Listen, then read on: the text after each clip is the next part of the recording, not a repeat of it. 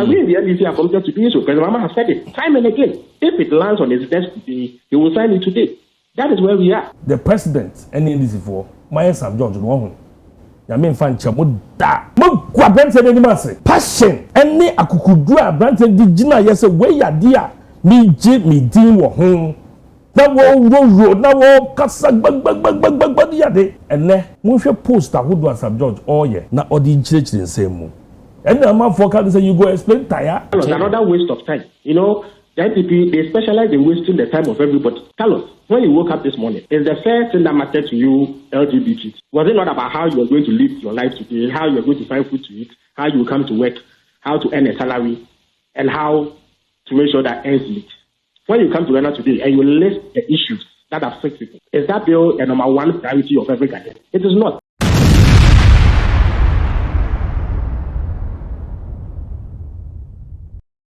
The national organizer of the NPP, Nana B, say all religious leaders, any opinion leaders, won't apply pressure. Our John Dramani Mahama, the government so. Now LGBTQ no, Papa no opeo on sign. Baby wa oba wunia wo fase na akra ketwa wa kusku na yibusa ne se den ne mon hu se wo ye bema book ya President Mahama dia ba ikire se akra ne se na ten kan e wo ne mu no e na ikire e ade ayi hu pa me emfa ne trasa ye besre ya sofo ene imams ene ye mpanimfo se pressure bia also mudi si yewura Mahama so ya na no ahye timidi wura book yi mo pani di book ya ba bebi edu ne hu pa sa wo ba e kusku ha sebe nyaado sebe kronto at the time in the dia se book yi mu si yem ko kire wo ba before ebedamase we are grateful for honoring the invitation, as I said, flowing from the effective partnership and collaboration we have with the leadership in Parliament. We are going to have series of such events to expose the hypocrisy and double standards of the NDC on other matters as well. So you'll be hearing from us. Thank you very much. I'm say we every but we was na menchiro be free. John Dramani Mahama ego piemu ewo United States of America. Na enka Lincoln University. Ebe mano an honorary doctorate a degree. For whatever reason, ando munya ntiese papa na wo na sa award no akwa no ne country ese won support LGBTQ. And papa na adwin say bill ne bank won obesan. Ando mo say ne ya withdraw. Ya withdraw we ya John Dramani Mahama sanya podium. Ando mo say say the Lincoln University for ye how ando so dey bi. Oda so e hold mu dear to his heart because Ghana history.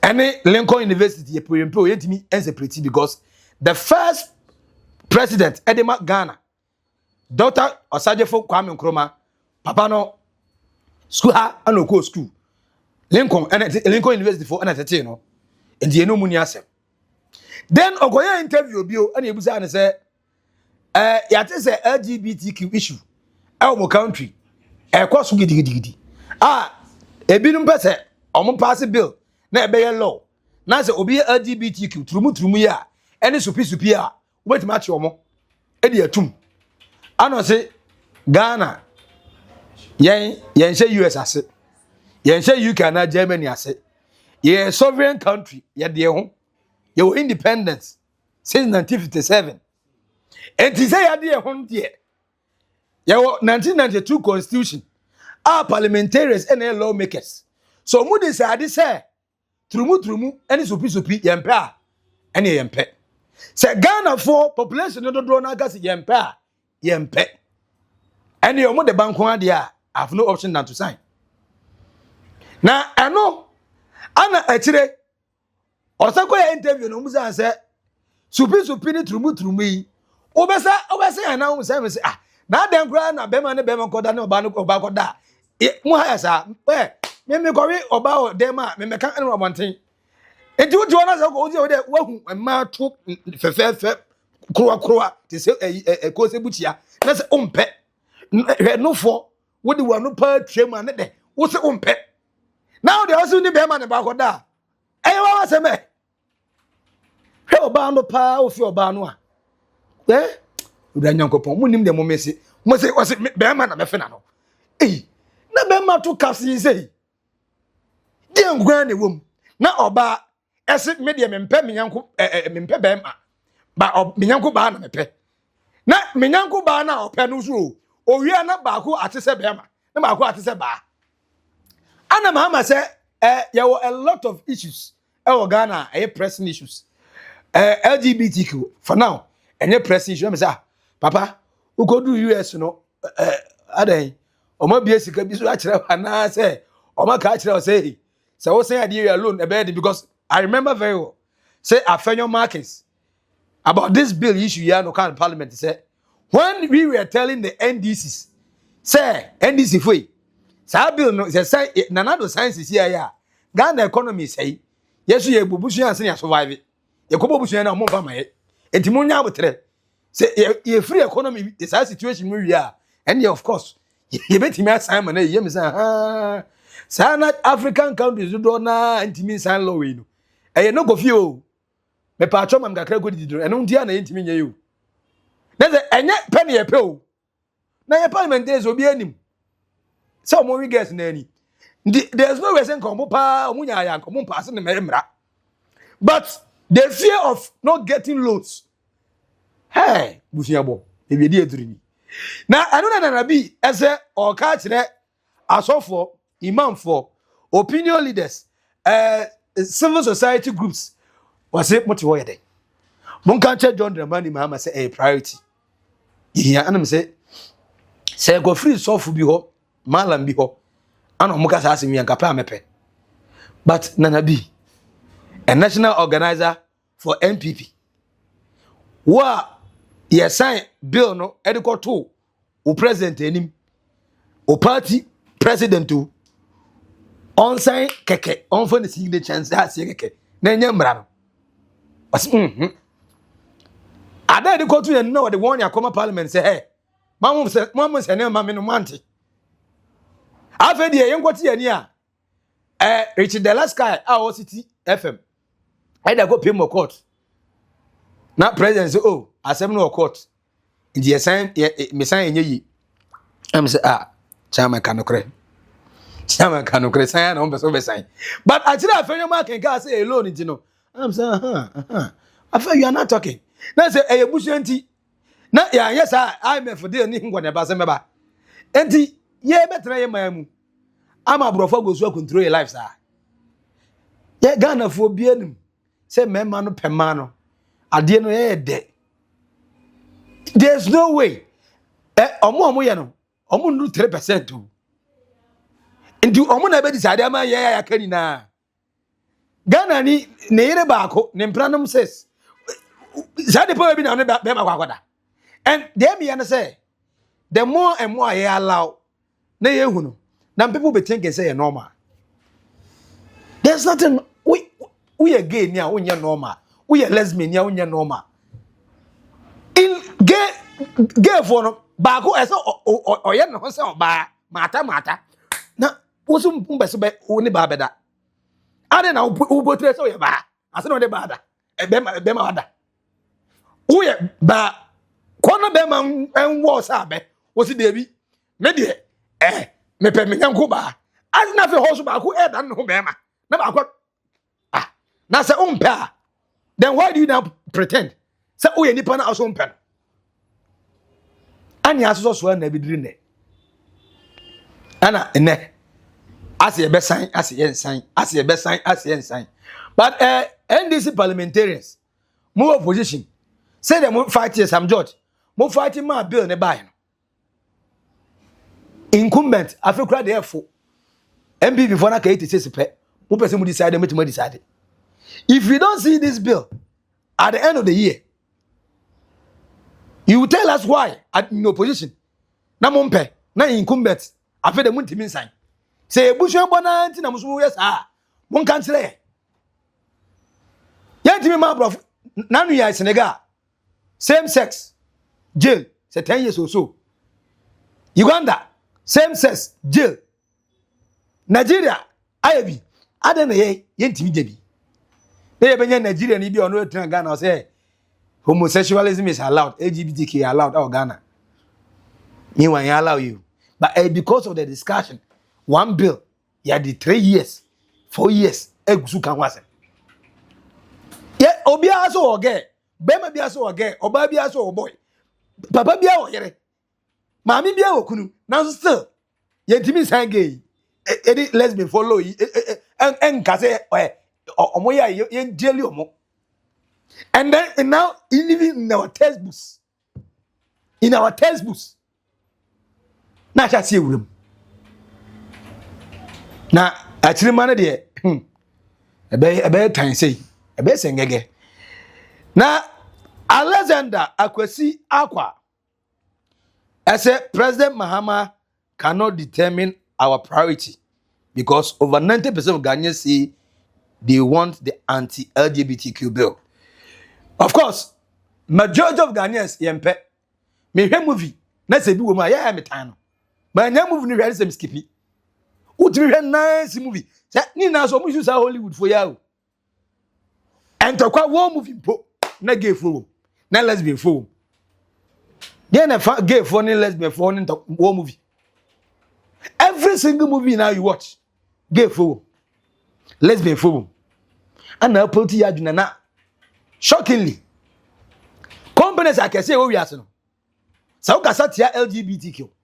O gasa tia gay. Almost sponsor wa mojai. Indi enye me mama say, yesu say you be sign to law because IMF, World Bank, edaso me ska no. Ye tia ye mam. Yesu yende yo. Eso de bia no ye say sika. Nya go celebrate Independence Day for day. For day. Independent Day kasi anniversary am celebrate gidi. Common and anti-LGBTQ law won't pass because more could you look. Other African countries say Uganda, Senegal, here you. I want to say na. Ebanso of them sign. Senegal president no. On the year two. Or court stage about or so back one year. Papa no mi role model. Yanko pon sheda mami sikapa. E man ye muntu was me ware mo say. Oh, a man too or no kopege. Wa sign law no.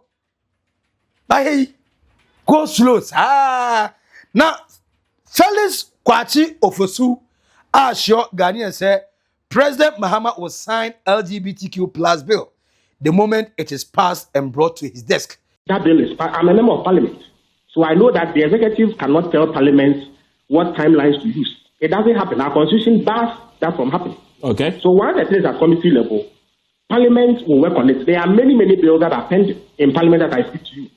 Nobody can accuse Parliament of deliberately wasting time because I have to go through the process. But I'm saying that all of this would have been avoided if Haruna and his party were committed to getting that bill passed. And if President Akufo-Addo had signed that bill, if they had not instigated elements to go and purport to file a case to frustrate the process. And the speed with which they caused that bill to be brought back to Parliament and even added threatening language, telling Parliament never to bring that bill again. Is that the posture of a party and government that was willing to sign this bill? They were not. But we in the NDC are committed to doing so. President Mahama has said it time and again. If it lands on his desk today, he will sign it today. That is where we are. Right.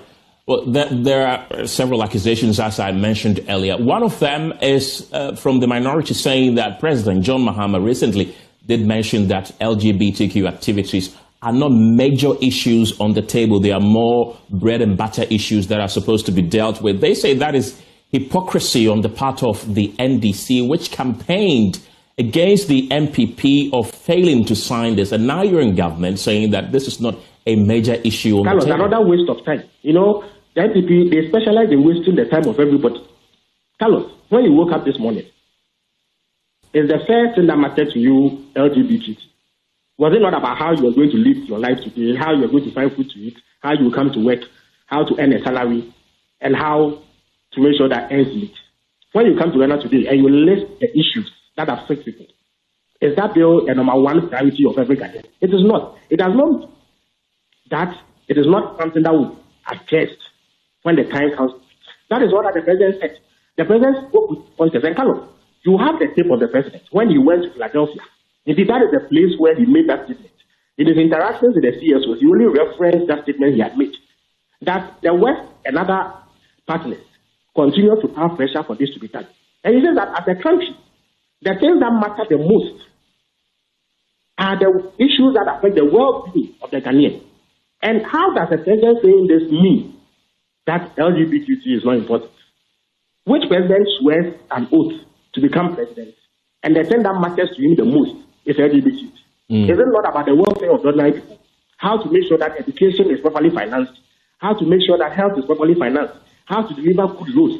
How to ensure that security is top-notch? How to ensure that electricity, water, job creation for the teeny youth who are unemployed? How can anybody see that these matters are not important? And that if a president says these are his priorities, then he has betrayed anybody. It simply does not make sense. Well, they're also calling on you to apologize to the clergymen what is there to apologize and women.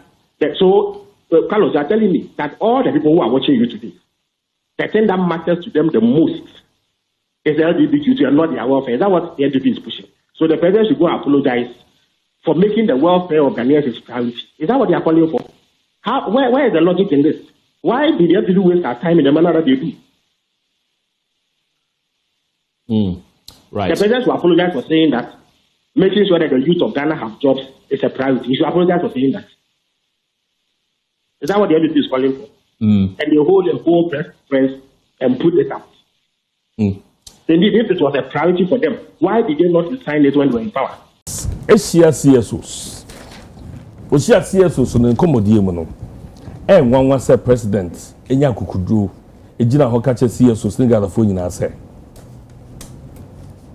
anti-LGBTQ+ bill na moka wan asem say me ho adwanyo enya me priorities abri to say media me hia ne say mema Ghana for aduane adi mema Ghana for energy mema Ghana for education madisho ansem no money ade president card I'm sorry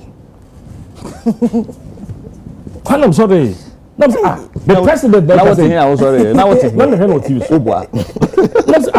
the president make us answer me. And what the because and the president the party say time all your campaign. Oka say yeah wa be mu yemomodian sign mo ndeke ka na Ghana ya solve your problems na wie. Na Ghana NPP for as solve problems na wie any education problem. You need financial problem, you need energy problem, you need defense, you need security problems. And unti na sabre no na nani actually say LGBTQ. Hey, the president any this for my Sam George no ho. Ya me fan cha mo da. Mo kwabente ni mase. Passion. Any akukudu abrante digina yes we ya dia me din wo ho. Na wo na wo kasa gbag ya de ene mo hwe post ahodo asab George oye na odi nchirechire nsem mu ene am for can say you go explain tire also odo de no pa so be ma yegwa GM another chance abedi president na nyame ado wotimi aye enti na kire say de no ye nyina no na odi pese yegwa GM medi president keka na nani and na say LGBTQ no ye Christo ni or ye elder na ye nim say me LGBTQ church here one day me come to Assemblies of God. I still have the video na me hwehwe and na be say ye nyen ma Christopher yes remo ebe ya saade we ya eba LGBTQ ni ade a baby fiba no me hunu say ebe ya politics kese pa na die bia be politics a na the real essence no na efim say a Christopher je mpaye di a Christopher eje mpaye tumi wo mu a me yanyire ho mom mpaye dan say you be push for law because be hwe be biade ni fiba no a ebe say ekwa ha na ba ha ne free hin na ba o sabe ni e wa ba mu no so ka say so hwe be free ba na na me che say sabe ni e wa ba mu eti yenwan mo position say no mo hyase no na enye say pa no mo pa say yenyam mra bi bi mi hu ne say politics no mo pedi aye ba say wo hwe we say mo panyin ka say won san So say enye a priority. I know, but say they even chokon konkwa say bibia wo ne mre. Nti wo mu say mre ni bibia. O say obetena kodwa so a na wo twekwa enu no assign bill. Obaye me pacho ade we utwaba no be ham because you know how passionate I am. Said na no a wo kwaje award. Na LGBTQ nti yam fa award na ma no. Me we hoyi. Say enna ye president. E fa ho be. The president the president Kwakye president Bible said say me mom paye ma wo mom di so be bom paye ma president paye wo boy be bom paye ma president of course go nyam se kese afọ du ha no mu a abofo se be papa ye nya hu gira bia we say it no award dey to farmer am say Netimpaya babu da mama na kwa. Mama mpaya na ayekwa. Ofo mpaya papa. So I say, a major thing na president wan kasa yi. Na minimo say e ya ho kire bi. And na reparation no a ye bono se wo ho no. Say amaya would work kese na agya tum. Say oh ampa Ghana ene bibi man ye mobone. It is say no ye nya den yen chance ni hu nkomo. Hey, reparation come on yan Kenya, mo be ka LGBTQ. Ade dem na mpese be me. O me ye ho ewo. President. How? Reparation. LGBTQ. Tie no kura wo mu ni say. President say, "O ya Assemblies of God ni iti LGBTQ do nya dia obesoso kwa." Obesoso kwa, obe sign one time. Buy up obe sign. Yes, some judge say President Mahama will not know peace if he doesn't sign it. Okay, that's what can go from him. What's the President Mahama? Only asumje. What's the only asumje? Only asumje what they home. Now the president take us at the two people say, "Who's going to be a share CSOs then ankasa o ready." No ready. So we read it, of course, what draw and President Minim no or a good communicator, so or your point not to believe in the point and one or show the name no communicate actually. That I give it to him. Okay, Mr. Nabosi for mommy. Wrap up my patron. Oh no, biasa. Me kwa de bia no so me. When you see that I am at a certain height, don't do that. President Aminim no as a communicator no or show what you are communicating doc. Go and look at the video again. See the trust e ye ni wo. So all cassette there and your priority. Naturally say you sign the bill me ba parliament biom. Eni ehun incomions ni gymnastic na course so dey ade nyina no. Na nyina no e fragadab. Na e bo apayo. Reverend team mo ko team kata no san ba e biom because ade no ya ye ho adwuma wie. Owo position say me ba ya permit sign. Bishops ni ba ye sa bishops ko star president asema president kan no papa yi ana say what's am na table say okasa se mu ye no na okasa o ye ntwen na ye fa ye concentration into education no mo ne ade no na say papa yi asade onye reverend team mo etintam krata do esa that stay ho e policy ye e hyasie se wo take steps ni bio e call other people who ya we e call other people so o cha ni yi ni aye da abaso na ye say house committee ho what's the name okay leadership ho who say dey aka ho ni yi yes several times ni yi film ni yi film na jina ho ni ba say aye publish ade no say but ade the obi film na doc patriotic here me na ni nka en kama na some we okay say o say no ho ni aba o wie da akase o started na years am George John Dramani Mahama kasa asem no